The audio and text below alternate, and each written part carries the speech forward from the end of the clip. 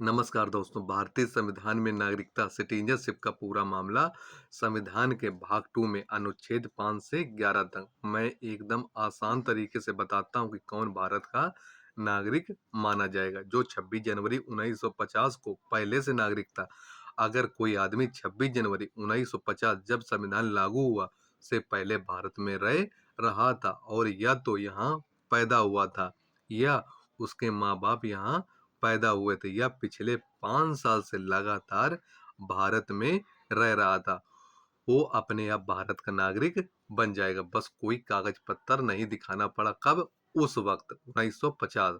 जो पाकिस्तान से आए 1947 के बाद बहुत लोग बंटवारे में इधर उधर हो गए। जिन्होंने भारत आने का इरादा किया और यहाँ बस गए, उन्हें भी नागरिकता मिल गई। अब नए लोगों को नागरिकता कैसे मिलेगी?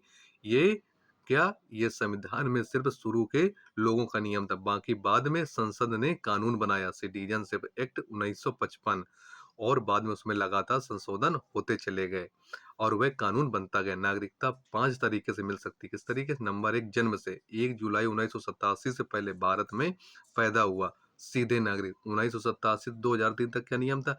अगर माँ बाप में से कोई एक भारतीय नागरिक होना चाहिए। 3 दिसंबर 2004 के बाद माँ बाप दोनों भारतीय नागरिक होने चाहिए और कोई भी विदेशी नागरिक, इन दोनों माँ बाप में कोई भी विदेशी नागरिक नहीं होना चाहिए। नंबर 2, वंश से। अगर माँ बाप भारतीय है लेकिन बच्चा विदेश में पैदा हुआ है तो वह नागरिक बन सकता है, बस कुछ शर्तों के साथ रजिस्ट्रेशन कराना पड़ता है।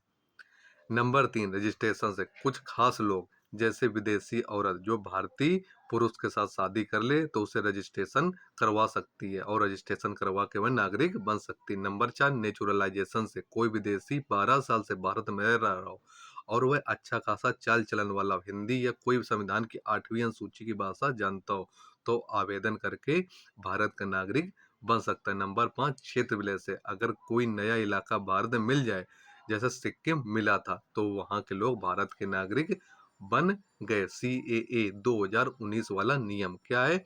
इसमें 5-6 धर्म जैसे हिंदू, सिख, बौद्ध, जैन, पारसी जो 31 दिसंबर 2014 से पहले पाकिस्तान, बांग्लादेश, अफगानिस्तान से धर्म के कारण सताए होने के कारण ये भारत में है, उन्हें तेजी से नागरिकता देने का नियम बनाया।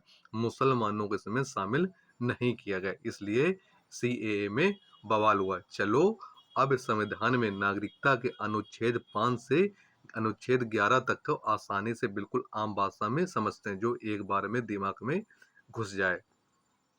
अनुच्छेद 5, संविधान लागू होने के वक्त नागरिक कौन? अरे वाह, ये तो सबसे बेसिक सवाल है। अगर तुम 26 जनवरी 1950 को भारत में पैदा हुए थे या तुम्हारे माँ बाप भारत में पैदा हुए थे या तुम्हारे दादा परदादा भारत में पैदा हुए थे या तुम कम से कम 5 साल से भारत में रह रहे थे और भारत के डोमिसाइल वाले थे, मतलब यहाँ का स्थायी निवासी, तो तुम भारत के नागरिक हो। जैसे कोई किसान अपनी जमीन पर सालों से खेती कर रहा हो तो उसका मालिक है, लेकिन पाकिस्तान या दूसरे देशों से आए लोगों के लिए अलग नियम है, वो आगे बताऊंगा। अनुच्छेद 6, पाकिस्तान से आए कुछ लोगों की नागरिकता।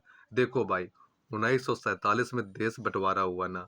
अगर कोई आदमी पाकिस्तान से भारत आया और वह 19 जुलाई 1948 से पहले आ गया और भारत में रहने का इरादा रख लिया तो वह भारत का नागरिक, या अगर वो 19 जुलाई 1948 के बाद आया लेकिन उसने भारत में रजिस्ट्रेशन करवाया, जैसे गांव के पटवारी के पास नाम लिखवाया और कम से कम 6 महीने यहाँ रहा, तो भी नागरिक। ये उन हिंदू सिख भाइयों के लिए था जो पाकिस्तान से भागकर आए।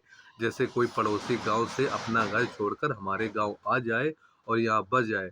अनुच्छेद 7, पाकिस्तान चले गए लेकिन फिर लौटकर आए। ये थोड़ा उलझन वाला है, लेकिन सुनो, अगर कोई भारत से पाकिस्तान चला गया 1 मार्च 1947 के बाद तो वो भारत का नागरिक नहीं रहेगा, लेकिन अगर वो वापस आ गया और भारत सरकार से परमिट लेके जैसे पासपोर्ट वाला कागज यहाँ बस गया तो नागरिक बन सकता है। मतलब अगर तुम्हारा कोई रिश्तेदार पाकिस्तान गया और वहाँ नागरिक बन गया तो भारत की नागरिकता छूट गई, लेकिन अगर वो पछता कर लौटा और सरकार की इजाजत ली तो फिर से नागरिकता मिल सकती। जैसे कोई बेटा घर छोड़कर गया लेकिन वापस आया तो परिवार ने माफ कर दिया। अनुच्छेद 8, विदेश में रहने वाले भारतीय मूल के लोग, भाई अगर कोई आदमी भारत से बाहर रहता है लेकिन उसके पूर्वज भारत के हैं, जैसे उसके माँ बाप दादा परदादा भारत में पैदा हुए और वो भारत सरकार के दूतावास में रजिस्ट्रेशन कराता है, तो वो भारत का नागरिक बन सकता है। ये उन लोगों के लिए जो मॉरिशस, फिजी या दूसरे देशों में बस गए लेकिन दिल से भारतीय, जैसे कोई दूर का रिश्तेदार गांव छोड़कर शहर गया लेकिन अभी भी उसके खलियान उसके कागज में। अनुच्छेद 9, विदेशी नागरिकता ले ली तो भारत की नागरिकता छूट जाएगी। सीधा नियम है, अगर तुमने अपनी मर्जी से किसी दूसरे देश की नागरिकता ले ली तो भारत की नागरिकता खत्म।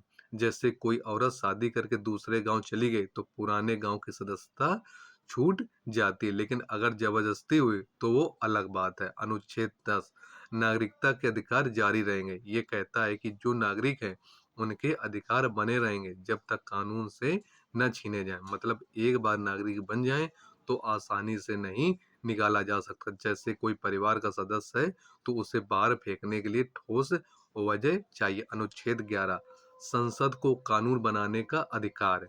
अंत में ये कहता हूँ कि नागरिकता के बारे में नियम बनाने हक संसद को है। मतलब आगे जो भी बदलाव होंगे वो संसद कानून बनाकर करेगी। जैसे 1955 का नागरिकता एक्ट के बाद बदलाव हुआ, कब, सीए में। संविधान सिर्फ क्या करता है, बेसिक देता है, बाकी संसद संभालेगी।